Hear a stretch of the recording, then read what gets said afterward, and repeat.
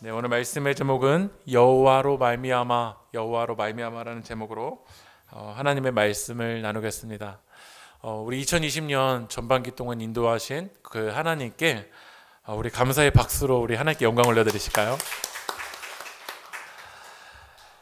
우리가 하나님께 이렇게 감사의 고백을 드리며 하나님께 영광 올려드리며 나아가야 될 때도 있지만, 때로는 우리가 하나님 앞에 나아갈 때 왠지 이렇게 사춘기 소년처럼 하나님 앞에 나아갈 때도 때로는 이렇게 삐뚤어지게 나아가고 싶을 때가 있는 것 같아요. 제 아는 전도사님이 친구인데 글을 이렇게 올려놨어요. 한번 제가 그 글이 아니라 마태복음 7장 1절을 묵상하면서 그 말씀이 어떤 말씀이냐면 같이 한번 제가 읽어드릴게요.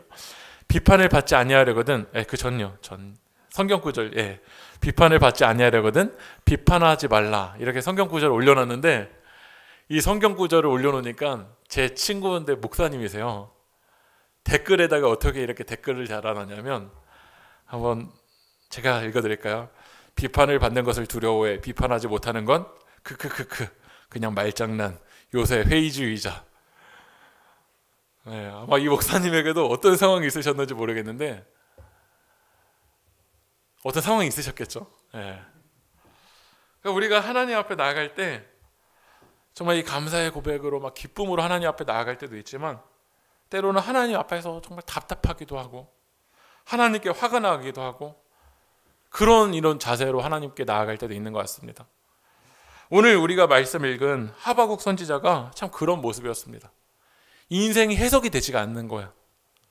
내 삶에 어떤 상황이 벌어졌는데 이 인생이 해석되지 않으니까 하나님 앞에 나아가서요, 하나님 앞에, 우리가 보통 하나님 앞에 나아갈 때 말을 좀 완곡하게, 완곡 어법을 사용해서 하나님 궁금합니다, 하나님 제게 좀 말씀해 주세요 라고 이야기해야 되는데, 이 하박국은 하나님 앞에 나아가서 돌직구를 던지는 거예요. 하나님 지금 법과 질서가 땅에 떨어지고 정의가 농담거리가 되었는데 하나님 이 남유다를 왜 가만두세요? 하나님 앞에 막 돌직구를 던지면서 사람한테 이야기하는 거야. 그러니까 하나님이 그 질문 앞에 하나님 이야기하세요. 그래? 나의 때 바벨론을 통해서 이 남유다를 무너뜨릴 거야. 이 하나님의 질문 앞에 또 하박국이 화가 나는 거야.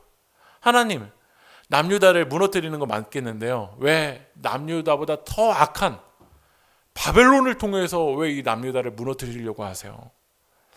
책 제목 중에 필리비안 씨가 쓴 교회 나의 고민 나의 사랑이라는 책이 있어요. 저도 이 제목 자체가 저에게 너무 공감이 돼요. 교회는 저에게 고민이면서 사랑이에요. 때로는 교회의 연약한 모습을 보면서 우리 참 안타깝습니다. 한국 교회의 연약한 모습들을 보면서 안타깝고 이렇게 나아가면 되지 않는데라는 마음이 있으면서도 세상이 교회를 욕하면 어떻죠? 화가 나요.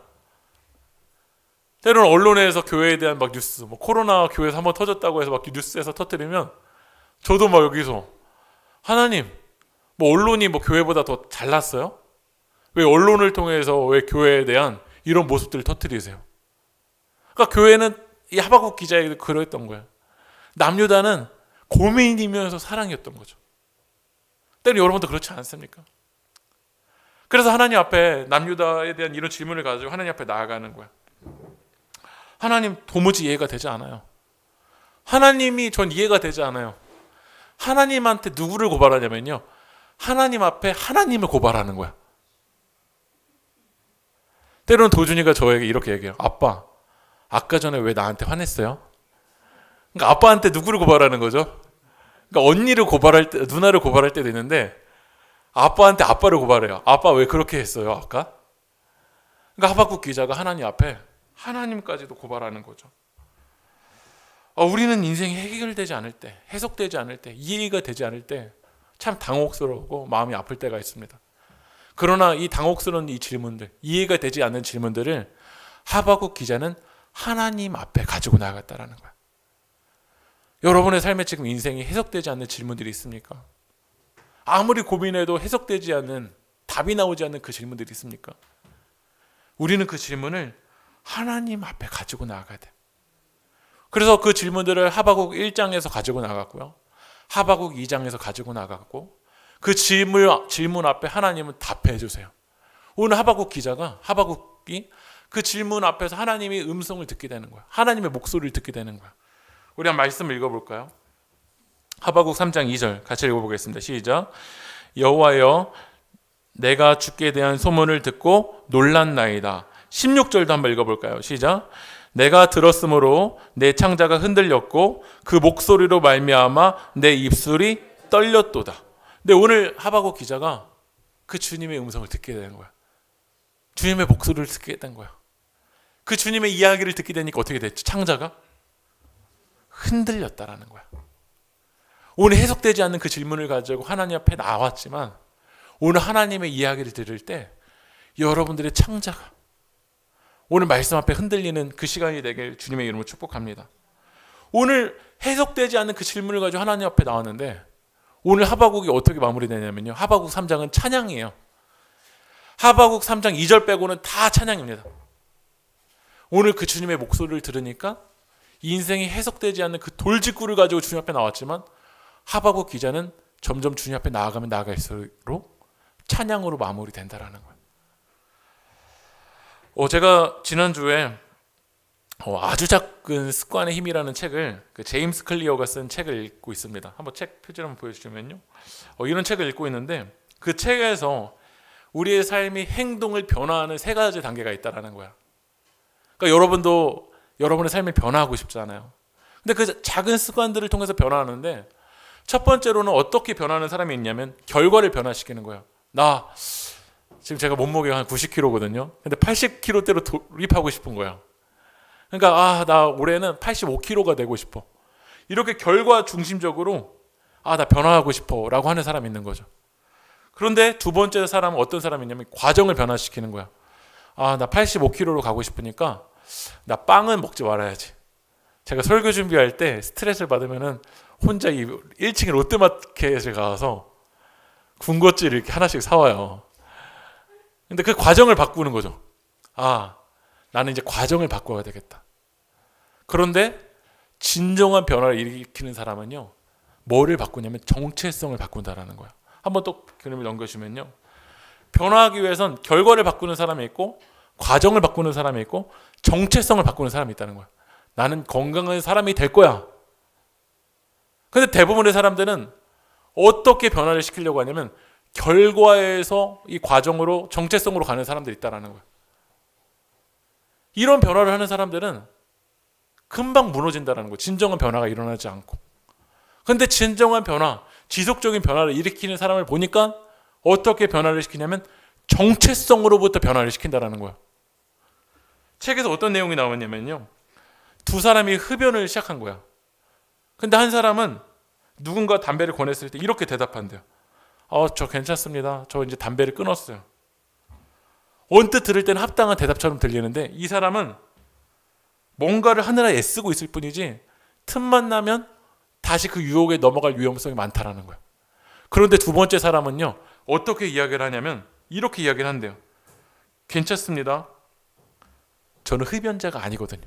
그러니까 첫 번째 사람은 괜찮습니다. 저 담배 끊었어요 라고 대답하는 사람이 있는데 두 번째 사람은 정체성의 변화를 이야기하는 거야. 괜찮습니다. 저는 흡연자가 아니거든요. 저는 비흡연자거든요. 라고 정체성으로 변화가 일어난다는 거야. 저는 오늘 이 말씀 우리에게 적용해 봤으면 좋겠어요. 결과를 가지고 감사를 하려고 하는 사람들은 맥주 감사절이 어떤 절이냐면 맥주 불만절이 됩니다. 왜냐하면 전반기에 어떤 일도 일어나지 않았거든요. 코로나 때문에 괜히 문제만 일어나고 상황도 좋지 않고. 그런데 오늘 이 시간 여러분들 우리가 감사할 수 있는 건 정체성으로부터 우리가 감사할 수 있는 거야. 우리의 정체성은 뭐냐면 요한복음 4장 23절을 읽어보면 같이 한번 읽어볼까요? 시작. 아버지께 참되게 예배하는 자들은 영과 진리로 예배할 때가 오나니 곧 이때라. 아버지께서는 자기에게 이렇게 예배하는 자들을 찾으시느니라. 우리의 정체성이 뭐죠? 예배하는 자라는 거예요. 오늘 누군가 여러분을 물어볼 거야. 여러분 어떻게 감사할 수 있겠어요? 결과만 가지고 오면 우리는 감사가 안 나오죠.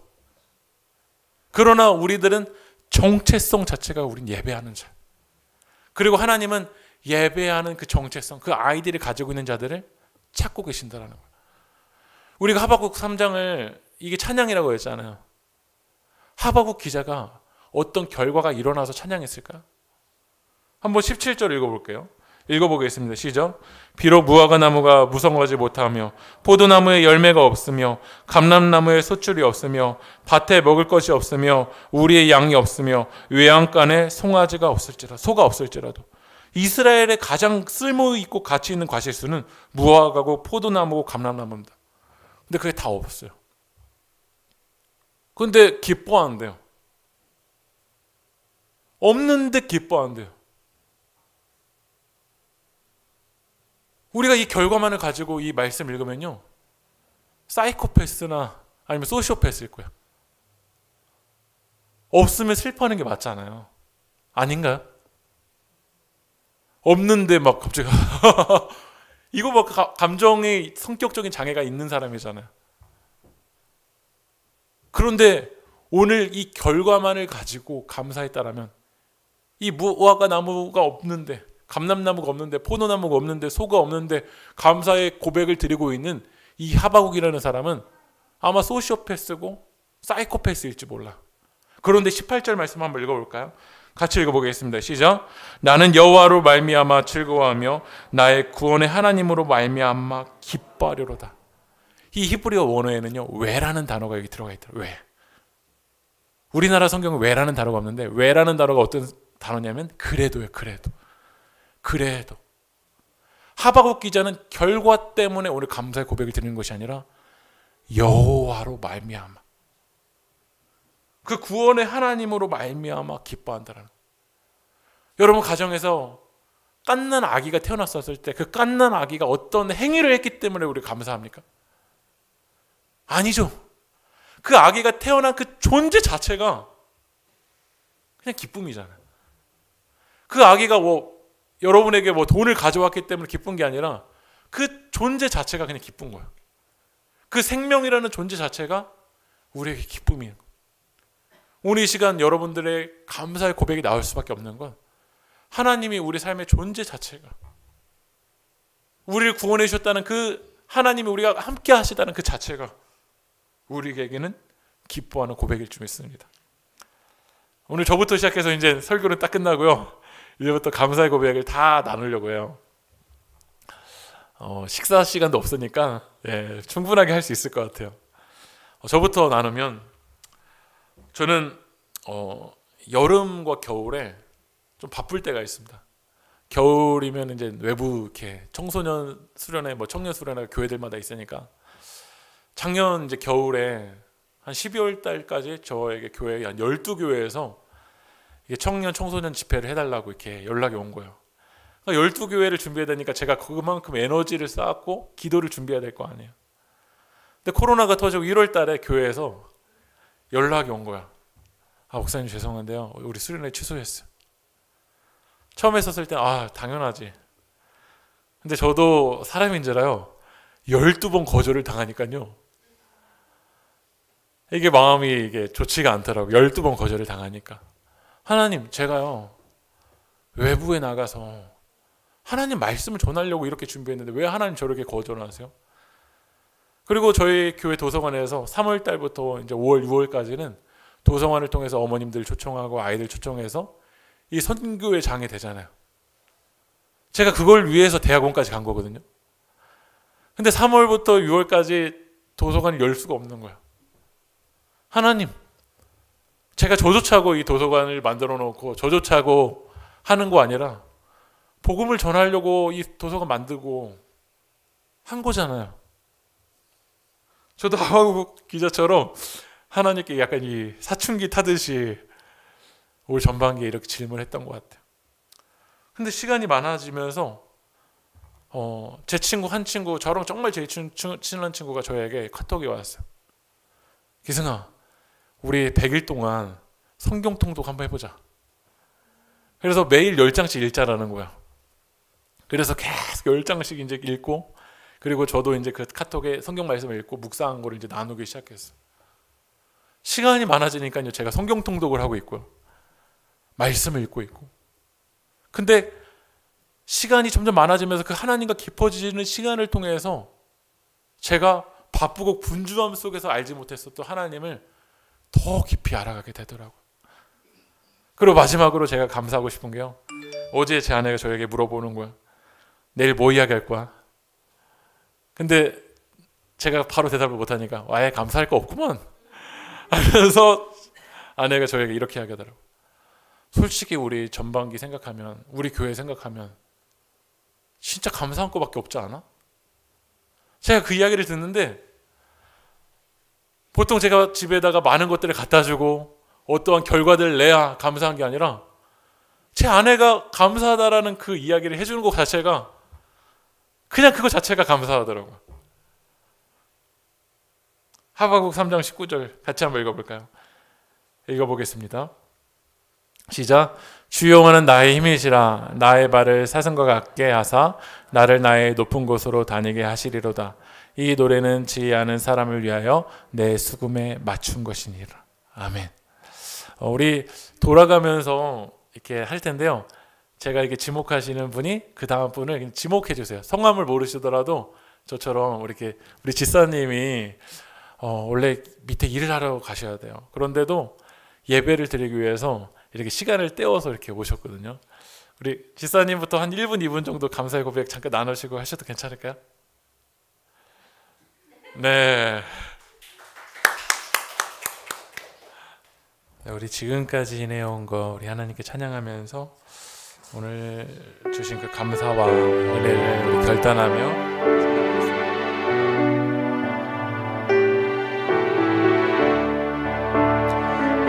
지금까지 지내온 것 주의 크신 은혜라. 한이 없는 주의 사랑 어찌 이루 말하랴. 자나깨나 주의 손이 항상 살펴주시고 모든 일을 주 안에서 형통하게 하시네. 우리 함께 기도하며 나아가실 때 하나님, 우리 전반기에도 이 감사의 고백들을 우리 가운데 주신 하나님 감사합니다.